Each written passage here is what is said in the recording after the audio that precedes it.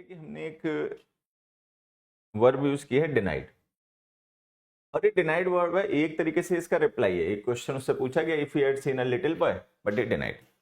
तो जैसा कि हम पहले भी शायद डिस्कस कर चुके हैं इस बात का कि डिनाई किया जाता है किसी एक्यूजेशन को, किसी पर्सन को हम अक्यूज कर रहे हैं कि तुमने ऐसा किया वैसा किया, तो वो उसको डिनाई कर देता है। किसी क्वेश्चन को डिनाई नहीं किया जाता। क्वेश्चंस आर आंसर्ड, ठीक है, they are answered in the negative और in the positive, but they are not denied. Deny हमेशा किसी थिंग को किया जाता है, किसी क्वेश्चन को डिनाई नहीं किया जाता। तो ये जो हमने लिखा ना, if he had seen a little boy, ये क्वेश्चन है, डायरेक्ट नहीं है, इनडायरेक्ट है, बट ये क्वेश्चन। तो इसके लिए डिनाई वर्ब जो है ना, ये गलत है, इसका यूज इस तरीके से ना किया करें। अब यहां पर आप क्या कर सकते हैं, यहां पर एक तो हम करेक्शन कर सकते हैं कि लिख दें she asked him if she had seen a little boy and he answered in the negative but he replied in the negative, ऐसे लिख सकते हो। या आप दूसरा कर सकते हो काम, आप ऐसे लिख दो बट ही सेड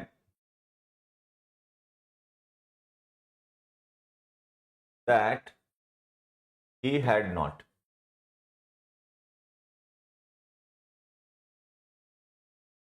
तो ये जो हैड है ना, हेल्पिंग वर्ब पास्ट परफेक्ट की, इसी को हम यहाँ पे ऐसे लिख सकते हैं, but he said that he had it, लेकिन उसने कहा कि नहीं, उसने नहीं देखा था। तो डिनाई वर्ब का यूज क्वेश्चंस के लिए ना करें, डिनाई का यूज हमेशा एक्यूजेशन के लिए करें। जैसे हमने कहा he denied that he had gone there, ठीक है, he denied the charges, ये the accusation, इस तरीके से। तो यहां पे इसने डिनाई किया, क्या डिनाई किया, that he had gone there, कि वो वहां गया था। मान लो किसी ने इसको अक्यूज किया कि वहां गया था, तो इसने मना कर दिया। तो ये जो लिखा गया स्टेटमेंट है ना, ये थिंग है, एक्यूजेशन है। ही denied, what did he deny, the accusation, जो उस पर आरोप लगाया गया उसको उसने डिनाई कर दिया, नहीं एक्सेप्ट किया, मतलब, ठीक है। तो इस तरीके से इसको यूज किया। क्वेश्चंस को आंसर करने के लिए डिनाई वर्ब का यूज ना करें। She accused him of cheating but he denied। अब ये देखो, यहां पर आप देखोगे ना, तो ये सही है। जैसे हमने डिनाई वर्ब का यहां पर यूज किया, she accused him of cheating, मतलब चीटिंग को लेकर उसको अक्यूज किया, इसने चीटिंग की है, बट ही डिनाइड, लेकिन उसने डिनाई कर दिया, उसने नहीं माना कि मैंने चीटिंग की है। तो ये डिनाई वर्ब का यूज सही है। बट अब हमें ध्यान ये रखना है कि डिनाई वर्ब जो होती है ट्रांसिटिव होती है। जैसे हमने लिखा but he denied what did he deny, क्या डिनाई किया उसने।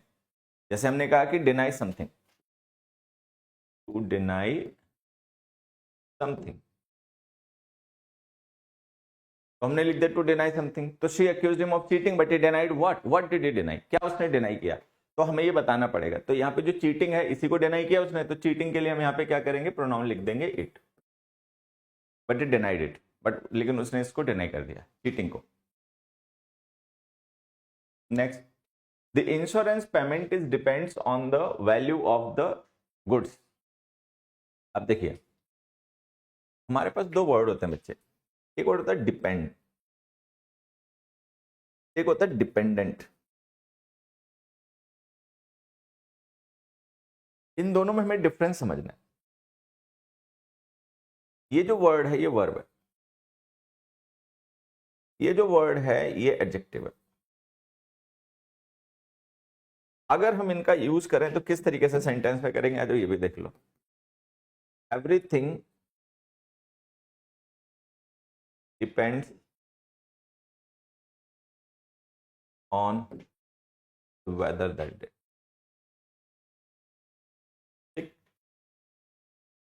Everything is dependent on, upon भी लिख सकते हैं, द वेदर नाउ।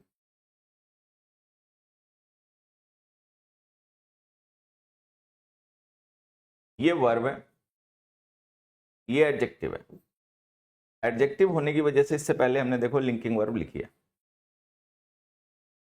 तो ये हमें ध्यान देना कि डिपेंड वर्ब है, डिपेंडेंट एडजेक्टिव है, और हमें इनको इस तरीके से यूज करना चाहिए। डिपेंड को अगर हम एज अ वर्ब यूज करेंगे तो उससे पहले इजमार मत लिखना, खुद ही वर्ब है। डिपेंडेंट यूज करोगे तो उससे पहले हमें लिंकिंग वर्ब, इजमार वगैरह लिखने पड़ेंगे। देखो ये क्या लिखा हमने, the insurance payment is depends on the value of the goods. तो ये गलत है। अब या तो हम इसको ड्रॉप कर दें, सीधे ऐसे लिख दें the insurance payment depends on the value of the goods, तो सही हो जाएगा। या फिर अगर हम इसको रिटेन करना चाहते हैं तो इज हेल्पिंग वर्ब है, उसके साथ में हम एडजेक्टिव लिख दें is dependent on the value. तो या तो लिखो is dependent on the value, या फिर इसको ड्रॉप कर दो, इसको ड्रॉप कर दो, डिपेंड्स खुद ही वर्ब होती है, बस लो सही हो गया। Next, whether or not she passes is depending on how hard she works, कि वो पास होगी या नहीं होगी ये इस बात पे डिपेंड करता है कि वो कितनी मेहनत करेगी, वो कितनी मेहनत करती है इस बात पे डिपेंड करता है। तो देखिए depend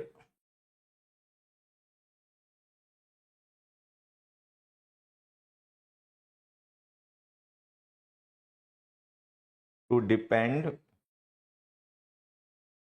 is a stative verb. To depend जो है ना ये एक स्टेटिव वर्ब है,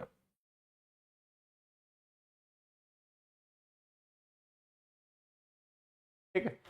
इसका कॉन्टिन्यूअस टेंस नहीं होता, हम इसको कॉन्टिन्यूअस टेंस में नहीं यूज करते क्योंकि ये स्टेट को रेफर करती है। जैसे अभी हमने एक क्वेश्चन पढ़ा everything depends on the weather now, तो वेदर पे डिपेंड होना कोई एक्शन नहीं है, कोई एक्टिविटी नहीं है, ये स्टेट है, अवस्था है।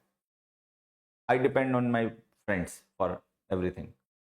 तो depend verb refers to state not to some action, तो ये नॉन एक्शन कैटेगरी की वर्ब होती है, इसको हम कॉन्टिन्यूअस टेंस में नहीं यूज कर सकते। तो ये जो हमने लिखा है ना whether or not she passes is depending upon how hard she works, इसमें क्या है कि जो डिपेंडिंग हमने लिखा है वर्ब है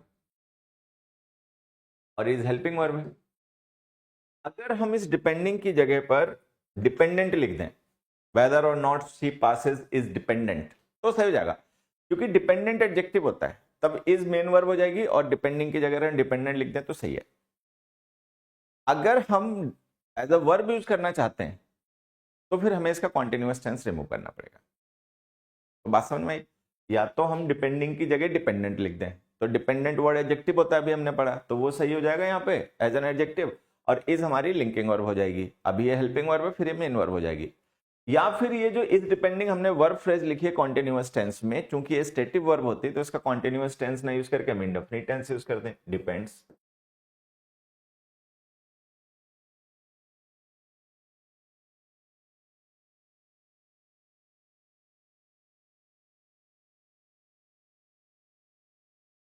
डिपेंड्स, ठीक है।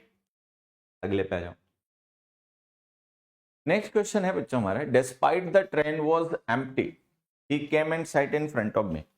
अब हम कह रहे हैं कि हालांकि जो ट्रेन थी वो पूरी खाली थी लेकिन फिर भी वो मेरे सामने आके बैठा। भाई पूरी खाली थी ट्रेन, कहीं पे भी बैठ जाते, ठीक है। ये क्वेश्चन हो गया। अब इसमें हम देखेंगे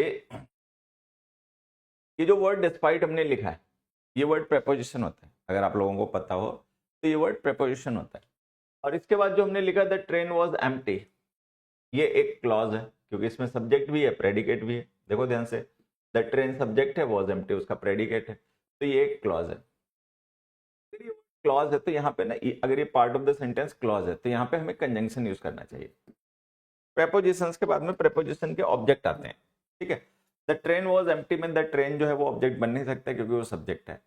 तो अगर ये एक सब्जेक्ट पूरी क्लॉज लिखी है तो इससे पहले हमें कोई सबऑर्डिनेटिंग कंजंक्शन लिखना चाहिए था। डिस्पाइट का मीनिंग कन्वे करने वाला कंजंक्शन इंग्लिश में दो होता है, तो आप यहाँ पे दो लिख दो, ऐसे लिख दो, दो the train was empty he came and sat in front of me. देखो मैं आपको बताता हूँ, हमें ध्यान में रखना है कि इंग्लिश में कुछ ऐसे वर्ड्स होते हैं जिनके मीनिंग जो होते हैं वो एक दूसरे से मैच करते हैं, ठीक है, लेकिन उनका पार्ट्स ऑफ स्पीच नहीं करता। जैसे ये एग्जांपल हमने पढ़ा तो इसमें दो वर्ड जो है वो कंजंक्शन है, ऑल द वर्ड वो भी कंजंक्शन है, डिस्पाइट प्रेपोजिशन है, लेकिन दोनों का मीनिंग सेम होता है। कंट्रास्ट शो करने के लिए दोनों का यूज करते हैं। तो जब हम डिस्पाइट यूज करेंगे तो उसके बाद में हम कोई नाउन फ्रेज लिखेंगे उसका ऑब्जेक्ट बना के, क्योंकि वो प्रेपोजिशन है। दो कंजंक्शन है उसके बाद में हम कोई क्लॉज लिखेंगे, सबऑर्डिनेटिंग कंजंक्शन होता है तो उसका सबऑर्डिनेटिंग क्लॉज लिखते हैं। इसी तरीके से यहां पर एक वर्ड होता है बिकॉज, ये कंजंक्शन होता है, ठीक है। बिकॉज ऑफ प्रेपोजिशन होता है, मीनिंग सेम होता है, बिकॉज ऑफ का मीनिंग सेम होता है। उसी तरीके से यहाँ पे एक वर्ड है इन केस, और in case of in case conjunction है, इन केस ऑफ प्रेपोजिशन है, ठीक है। इसी तरीके से एक वर्ड यहां पर होता है अनलेस और विदाउट। तो हमें समझना ये है कि ये जो वर्ड्स हमने लिखे हैं इनके मीनिंग्स जो होते हैं कंजंक्शन और प्रेपोजिशन वो सेम होते हैं। दो और डिस्पाइट का मीनिंग सेम है, बिकॉज और बिकॉज ऑफ का मीनिंग सेम है, इन केस और इन केस ऑफ का मीनिंग सेम है, अनलेस विदाउट का मीनिंग सेम है, लेकिन पार्ट्स ऑफ स्पीच सेम नहीं है। तो अगर एज अ प्रेपोजिशन यूज करना है तो आप इन केस ऑफ यूज कीजिए, एज अ कंजंक्शन यूज करना है तो इन केस यूज कीजिए, ये हमें ध्यान रखना। तो अब पता कैसे चलेगा प्रेपोजिशन की जरूरत है कंजंक्शन की? तो उसके लिए मैंने आपको बताया कि अगर आप प्रेपोजिशन यूज करते हैं तो उसके बाद में आपको कोई नाउन फ्रेज उसका ऑब्जेक्ट बना के लिखनी पड़ती है। अगर आप सबऑर्डिनेटिंग कंजंक्शन यूज करते हैं तो उसके बाद आपको सबऑर्डिनेटिंग क्लॉज लिखनी पड़ती है। तो आप देख लीजिए आपके पास स्ट्रक्चर क्या है। कोई नाउन फ्रेज है जिसको आप ऑब्जेक्ट बना पाओ तो प्रेपोजिशन लिखिए, अगर कोई क्लॉज लिखी हुई है तो उसको सबऑर्डिनेटिंग क्लॉज बनाना पड़ेगा, सबऑर्डिनेटिंग कंजंक्शन लिखिए। ये तरीका है। अब यहाँ देखिए, ये जो सेंटेंस हमने सही किया ना, तो हम एक और तरीके से भी सही कर सकते थे। इसको अगर हम चाहते तो ऐसे लिख सकते थे, despite the fact that the train was empty. अब अगर हम ऐसे लिख देंगे तो देखो क्या हो जाएगा, ये डिस्पाइट वर्ड है ना, ये प्रेपोजिशन है। द फैक्ट जो है ये नाउन फ्रेज इस प्रेपोजिशन का ऑब्जेक्ट है, ठीक है। और इस फैक्ट के लिए हमने एक नाउन क्लॉज अपोजिटिव केस में यूज की है जो डिस्क्राइब कर रही है फैक्ट को। मतलब ये फैक्ट के लिए केस इन अपोजिशन में यूज हुआ, नाउन क्लॉज हो गया। तो हम ऐसे भी लिख सकते हैं, despite the fact that the train was empty. अब क्या होता है कि इस यूज को देखकर कई बार लोग ऐसे कह देते हैं कि डिस्पाइट द फैक्ट ये पूरा एक कंजंक्शन है। हालांकि ठीक है, याद रखने के लिए तरीका ठीक है, लेकिन हमें ऐसा नहीं ध्यान रखना चाहिए, हमें पूरी बात समझनी चाहिए। डिस्पाइट प्रेपोजिशन है, जो डिस्पाइट है ये प्रेपोजिशन है, द फैक्ट इसका ऑब्जेक्ट है, और दैट के साथ जो हम क्लॉज लिखते हैं वो क्लॉज अपोजिटिव केस की नाउन क्लॉज होती है। तो ये पूरी बात ध्यान रखनी। तो हम इसको ऐसे भी सही कर सकते थे, ठीक। अगला question, despite of my qualification I couldn't get a job. कोई पर्सन कह रहा है कि मेरी क्वालिफिकेशंस के बावजूद भी मुझे जॉब नहीं मिली। तो यहां पर आप देखोगे तो लगेगा ये तो सही लिखा हुआ है ना भाई। ये जो माई क्वालिफिकेशंस है ये एक नाउन फ्रेज है, ये ऑब्जेक्ट बन गया। डिस्पाइट ऑफ जो है ये प्रेपोजिशन हो गया। तो डिस्पाइट ऑफ माई क्वालिफिकेशन हमें लग रहा है सही है, प्रेपोजिशनल फ्रेज है। लेकिन अब एक चीज यहाँ पे ध्यान देनी, ये एक बड़ी कॉमन होने वाली मिस्टेक है क्या, कि डिस्पाइट ऑफ और इन स्पाइट ऑफ को लोग सेम समझ बैठते हैं। आपको ध्यान ये रखना है कि ये जो डिस्पाइट है और इन स्पाइट ऑफ है ये एक दूसरे के सिनोनिम्स है। ये जो ऑफ इन स्पाइट के साथ यूज होता है वो इसके साथ नहीं यूज होता, तो ये यहाँ पे मत यूज क्या करो, ये गलत है। It is always despite, it is never despite of. ये कभी भी डिस्पाइट ऑफ नहीं होता, ठीक। होता क्या है कि जो डिस्पाइट वर्ड है ना प्रेपोजिशन है। आप इसको ऐसे समझ सकते हैं कि डिस्पाइट वर्ड जो है ये प्रेपोजिशन है, इन स्पाइट वर्ड जो है नाउन है, और ये इन प्रेपोजिशन है, और ये ऑफ प्रेपोजिशन, ठीक है। तो एक फ्रेज है प्रेपोजिशन, यहाँ पे एक सिंगल वर्ड है प्रेपोजिशन। तो कभी भी डिस्पाइट के साथ में ऑफ ना लिखें। तो ये जो हमने लिखा ना डिस्पाइट ऑफ माय क्वालिफिकेशंस, इसमें से ना ऑफ को हटा दो। अब अगर मान लो हम ऑफ लिखना चाहते तो क्या तरीका था, क्या कोई तरीका था कि हम ऑफ को लिख के सेंटेंस सही कर लेते? तो हाँ तरीका था, उसको ऐसे लिख दो, उसको लिख दो in spite of, in spite of my qualifications I couldn't get a job. I could not get a job. ठीक है, ये ऐसे लिख दो। तो इसमें क्या है, ये इन स्पाइट ऑफ हो गया प्रेपोजिशन, माय क्वालिफिकेशंस हो गया इस प्रेपोजिशन का ऑब्जेक्ट। तो अगर ऑफ लिखना है तो इन स्पाइट के साथ लिखिए, डिस्पाइट लिखना है तो फिर ऑफ मत लिखिए। How can be deter our leaders to use the atomic bomb? देखिए, देयर आर सर्टेन वर्ड्स उनके साथ ना हमें फ्रॉम प्रेपोजिशन का यूज करना चाहिए। Refrain, abstain,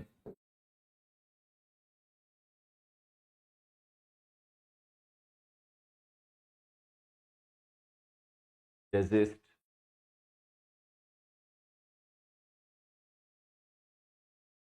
prevent, protect, derive,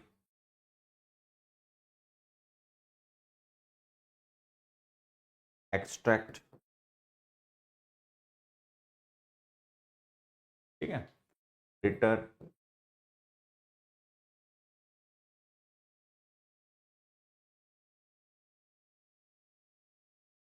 exempt,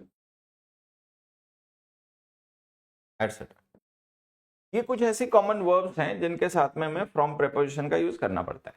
लगभग लगभग मीनिंग भी इनके सेम से होते हैं, मतलब कॉन्टेक्चुअल मीनिंग्स में डिफरेंस हो सकता है, लेकिन फिगरेटिवली देखें तो एक ही से मीनिंग होते हैं। जैसे हमने लिखा refrain, abstain, desist, prevent, protect, derive, extract, deter, exempt.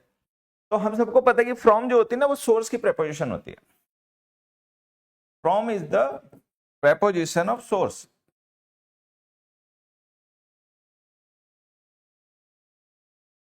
जहां से हमें कोई चीज मिलती है, जहां से कोई चीज आती है, जहां से कोई मूवमेंट शुरू होता है, उस सोर्स की प्रेपोजिशन फ्रॉम होती है, तो हम उसके साथ में फ्रॉम लिखते हैं। अब जैसे मान लीजिए हमने एक सेंटेंस लिखा, I can not protect him of the danger. तो मान लो कोई पर्सन है, फिगरेटिवली ऐसे मानना कि मान लो ये एक डेंजर है, मतलब ये जो पूरा सर्कल है डेंजर को रिप्रेजेंट कर रहा है, और कोई पर्सन इस डेंजर के अंदर आ गया, मतलब डेंजर जो है अब वो उसकी लिमिट्स के अंदर आ गया, और हमें इसको प्रोटेक्ट करना है, बचाना है। तो अगर हमें इसको बचाना है तो हमें इसको बाहर लाना पड़ेगा, ठीक है। तो अगर ये बाहर आ जाएगा तो ये प्रोटेक्ट हो गया, अंदर है तो ये खतरा है इसको। तो अब आप देखिए जैसे डेंजर है, तो डेंजर एक स्टेट है, एक एरिया है, एक सर्कल है, और उसके अंदर कोई गिरा हुआ है। तो अगर हम उसको बाहर ले आ रहे हैं तो ये फ्रॉम हो गया, सोर्स है जहां से आप उसको निकाल रहे हो, ठीक है। अब जैसे हमने यहाँ पे वर्ब लिखी डेराइव, एक्सट्रैक्ट, तो डेराइव करना, एक्सट्रैक्ट करना मतलब निकालना। तो जहां से आप किसी चीज को ले रहे हो, जो सोर्स है, जहां से कोई मूवमेंट शुरू हो रहा है, वो फ्रॉम के साथ लिखा जाता है। अब हमने लिखा how can we deter our leaders to use the atomic bomb. अब ये सिचुएशन है एटॉमिक बॉम्ब यूज करने की, लेकिन हम चाहते हैं हमारे लीडर्स इस सिचुएशन में, ऐसी सिचुएशन में ना रहें, ये काम ना करें, हम उसको इनसे दूर करना चाहते हैं, तो ये फ्रॉम हो गया, ठीक।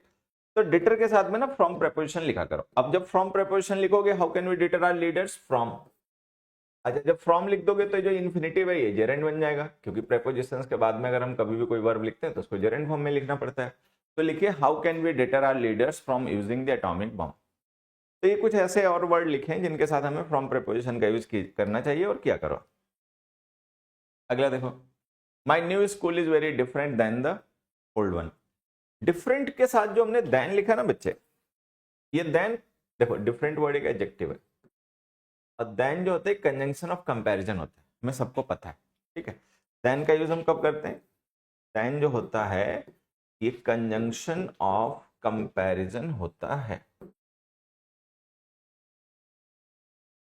देन जो है ये कंजंक्शन ऑफ कंपैरिजन है, ठीक है। तो इसका यूज हम कंपैरेटिव डिग्री के एडजेक्टिव एडवर्ब्स के साथ में करते हैं।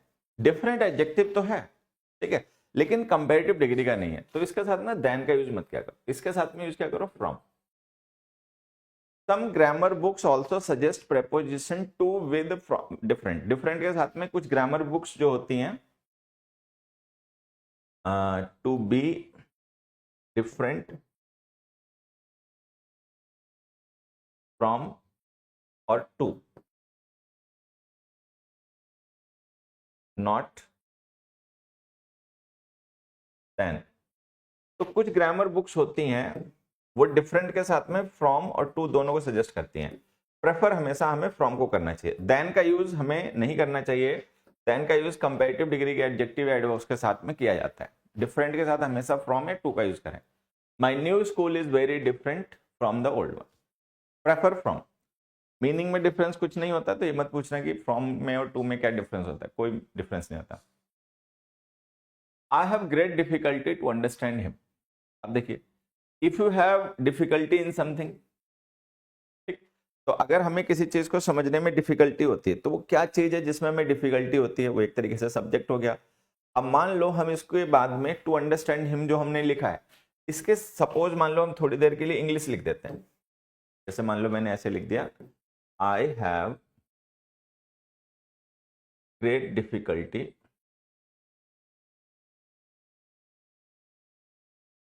आई हैव ग्रेट डिफिकल्टी इंग्लिश। ठीक है, ये मैंने एक सेंटेंस यहां पे लिख दिया। अब हम इन दोनों सेंटेंस को देखो थोड़ा सा कंपेयर करते हैं। Subject I, verb have great, verb have great, difficulty उस हैव ग्रेट वर्ब का, अच्छा एक मिनट, हैव ग्रेट वर्ब नहीं है, हैव केवल वर्ब है। ठीक है, देखिए have verb, great difficulty object, great difficulty object.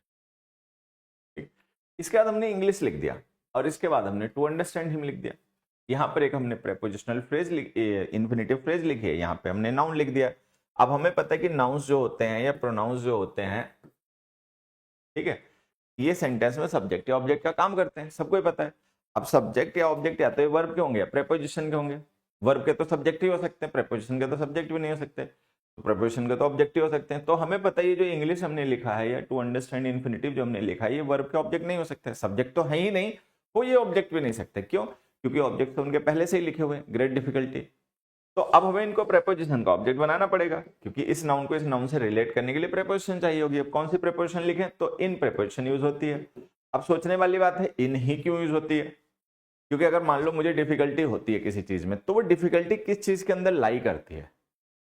जैसे हमने कॉन्फिडेंस वाला एग्जांपल पढ़ा था पिछली क्लास में, शायद आपको ध्यान होगा कि we have no confidence in this scheme, I have no confidence in this people.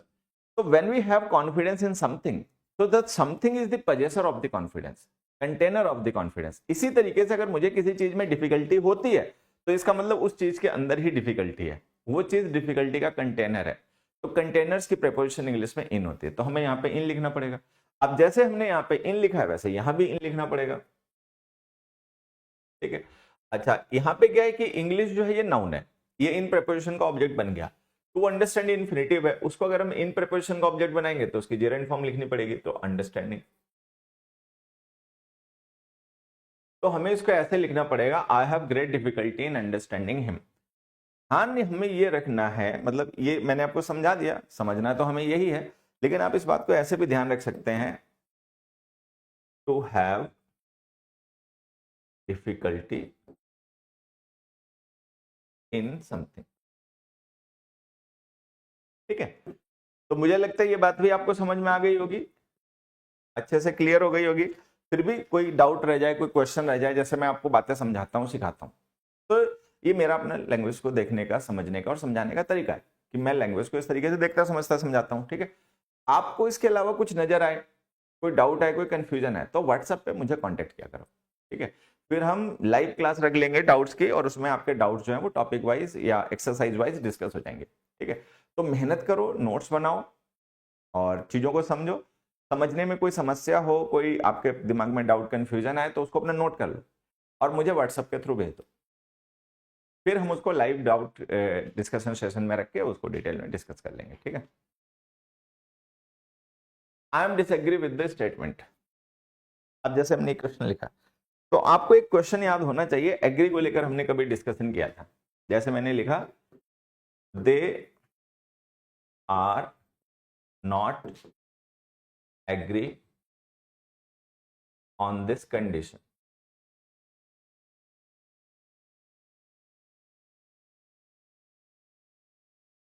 तो हमने ये पढ़ा था कि एग्री वर्ब होती है, अगर हम इसका यूज बी की फॉर्म्स के साथ में करें, बी की फॉर्म्स को हेल्पिंग वर्ब बना के उनके साथ करें, तो फिर ये गलत हो जाती है। वजह क्या होती है? वजह ये हमने पढ़ी थी कि जो बी की फॉर्म्स होती हैं अगर हम उनको एज हेल्पिंग वर्ब यूज करें, ठीक है, तो वो या तो होती हैं कॉन्टिन्यूअस टेंसेस की हेल्पिंग वर्ब, तब उनके साथ मेन वर्ब आती है आईएनजी फॉर्म में, या फिर वो पैसिव वॉइस की हेल्पिंग वर्ब होती है तो उनके साथ मेन वर्ब आती है थर्ड फॉर्म में। तो जो बी की फॉर्म्स होती हैं इज, एम, आर, वॉज, वर, अगर हम उनका यूज पैसिव में करें, ठीक है,